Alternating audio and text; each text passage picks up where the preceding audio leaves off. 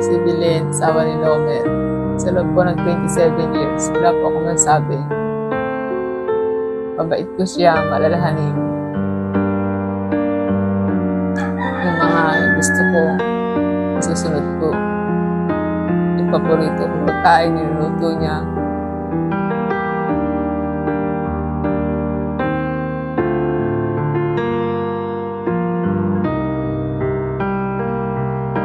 Binibili niya yung gusto ko. Hindi ko po makakalimutan yung dinala namin siya sa ospital na mahina pero lumalaban pa rin siya.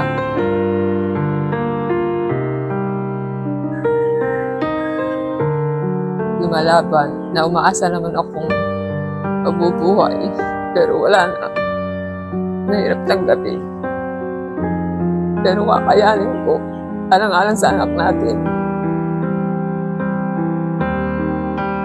Ako ang tatayong ama't ina sa anak natin. Salamat. Salamat sa pagmamahal at pag-aaruga sa ating anak. Tinupad mo ang kanyang pangarap. Kahit nahirap ang buhay, pinilit natin makatapos ang pag-aaral.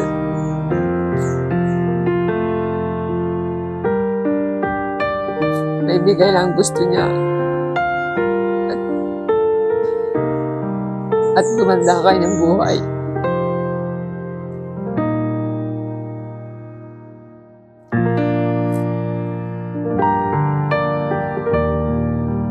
Salamat sa masasayang araw na pinagsamahan natin.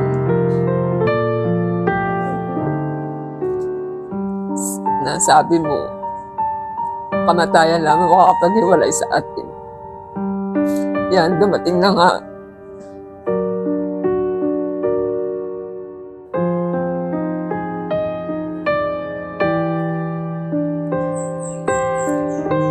Kailangan ko lumaban para sa anak natin. Salamat sa lahat. Mahal na mahal kita. Paalam ang asawa ko. Yung pupuntahan.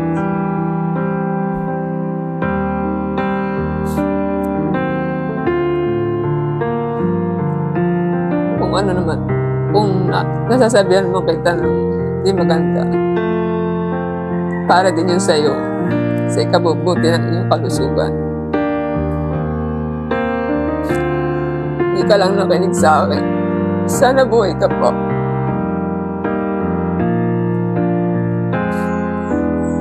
Siguro masaya ka na nasunod na yung mga gusto mo, yung mga bilin mo. Sinunod namin. Paalam, mahal kita.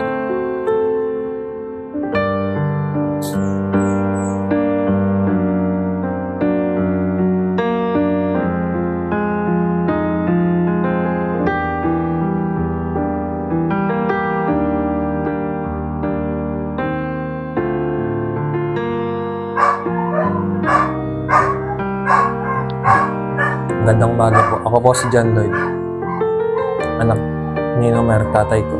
Yung memories po namin, siguro nung bata pa ako pagka sisimba kami,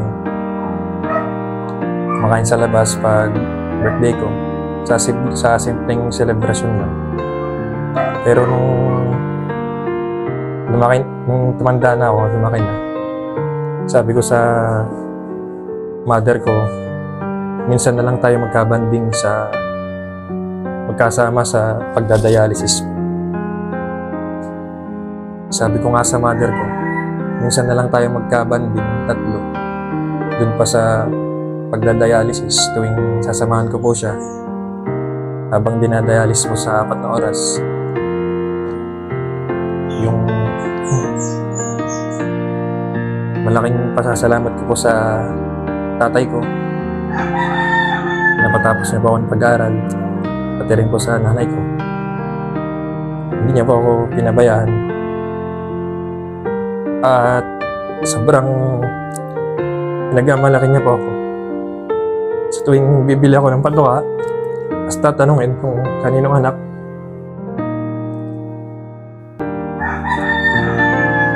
Sabi ko po na ganito kay Nomer. Tapos yun, nakwento niya na may ano na daw po siya, si na anak. Nakakagalak lang po ng puso na gano'n po. Sobrang proud sa'yo ng tatay ko.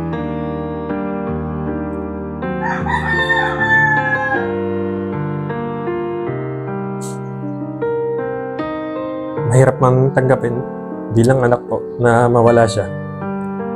Gusto ko po sana siyang ilaban po eh. Kaso po, itong doktor na po yung nagsabi na small chance na lang daw po yung buhay niya.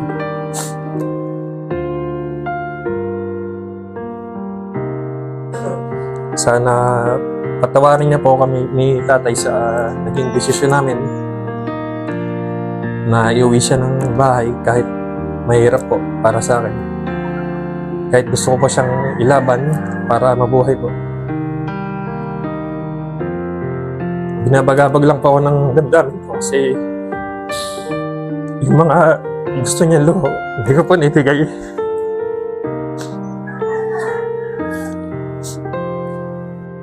Kumbaga, hindi ko pa po na sasaklian yung sakripisyo niya po para sa akin, sa amin po. Tay, paalam na po na sana na makakasama niya na po yung Panginoon. Patawarin niyo po ako minsan na may masasabi din ako bilang anak kasi ipagkukulang din man po ako.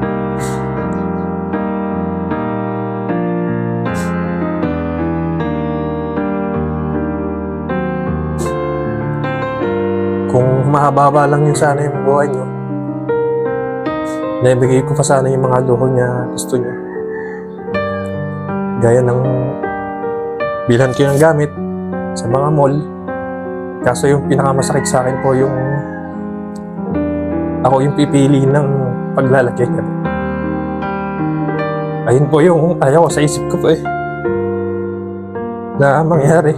Pero parang nangyari po. Sana sapatos, damit o pera yung binibigay ko sa kanya. Pero dun po sa huling dun po sa paglalagyan niya po.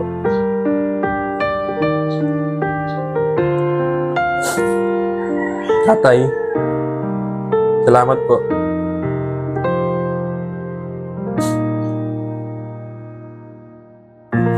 At paalam na po tatay ko.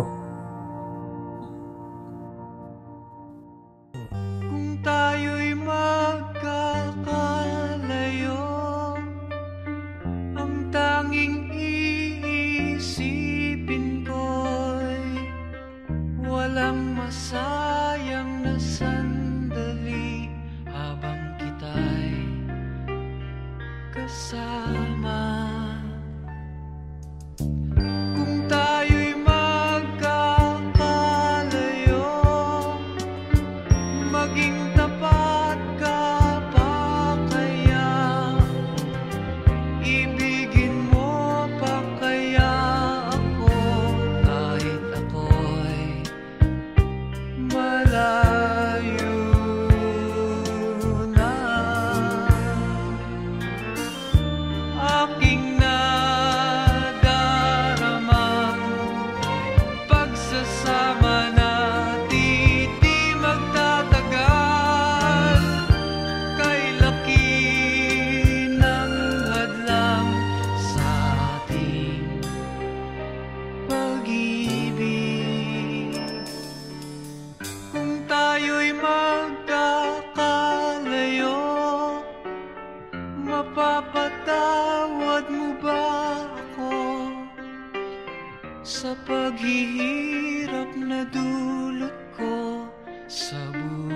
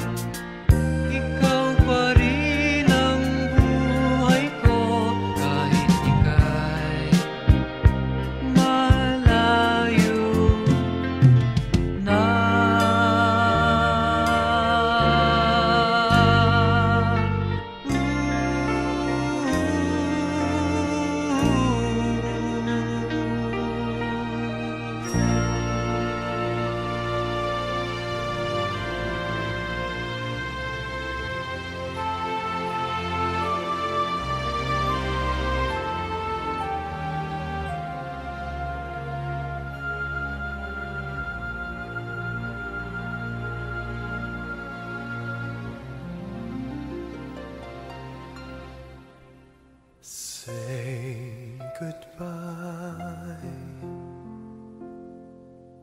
when I can barely say goodnight, if I can hardly take my eyes from yours, how far can I go? Walk away. The thought had never crossed my mind. I couldn't turn my back on spring or fall. Your smile least of all. When I say always, I mean forever. I trust tomorrow as much as today. I am not afraid to say I love you, and I promise you I'll never say goodbye. We're dancers on a crowded floor, while other dancers live from song to song. Our music goes on and on. And if I never leave your arms, I really would have traveled everywhere, for my world is there. When I say always, I mean forever. I trust tomorrow as much as today. I am not afraid to say I love you, and I promise you I'll never say goodbye.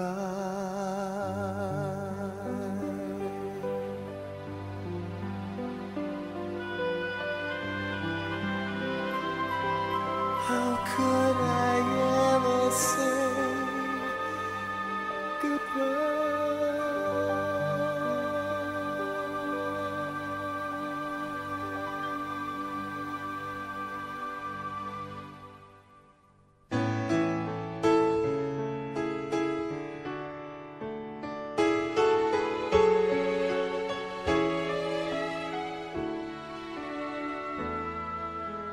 Can't say I don't love her, still I can't pretend. And my heart is torn just knowing that I'm losing my best friend. If it's easier said than done, then someone tell me why. Though I try, I can't find the words to say goodbye.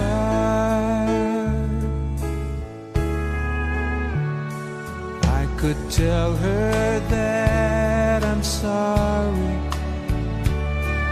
and hope she'll understand. She will have to do with someone else all that we had planned. I'd rather her hear the truth than hurt her with a lie. So I tried, but I can't find the words to say goodbye. Now I know I have to go. There's no other way. But goodbye is not what I can bring myself to say.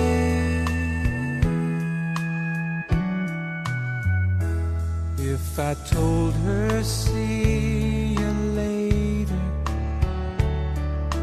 then I might be wrong. 'Cause this voice inside is driving me to find where I belong. And I know I must leave her now, but every time I try, don't know why, but I can't find the words to say goodbye. Don't know why, I can't find the words to say goodbye.